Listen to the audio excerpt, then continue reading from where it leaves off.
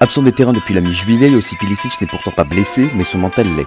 Ilicic a 32 ans, il joue dans une équipe qui sait jouer au foot, fait la plus belle saison de sa carrière qui a principalement été faite en Serie A. Cette saison, il a inscrit 21 buts et délivré 9 passes décisives en 34 matchs, son plus gros total depuis 2010, année où il signe à l'Atalanta. On peut expliquer ça grâce à sa complémentarité avec un Duvan Zapata par exemple. Le 29 juillet, on apprend que Ilicic sera sans doute absent face au PSG en Ligue des Champions. Le 1er août, on apprend que le joueur ne sera pas là pour des raisons personnelles, il fait une dépression. Les gamins de 12 ans le traiteront de tapette ou diront qu'il se chie dessus devant Neymar, ça casse les couilles, mais la communauté FIFA 20 doit quand même avoir le droit de vivre. À l'âge de 7 mois, Ilicic perd son père, ce qui lui a très logiquement créé un fort traumatisme. Il a lui-même déclaré « Je ne savais pas ce que signifiait le mot papa, ce sont mes camarades de classe qui m'ont expliqué ce que c'était ».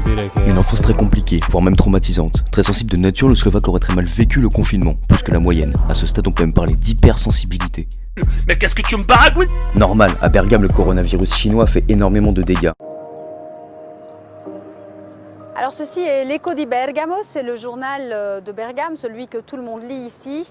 Et depuis quelques jours, eh bien, le nombre de pages nécrologiques a fortement augmenté. Aujourd'hui, eh bien, c'est bien simple, j'en ai compté 10 dans le journal. 10 pages remplies d'annonces mortuaires. Tous ces gens sont partis en quelques jours, ici à Bergame, à cause du coronavirus.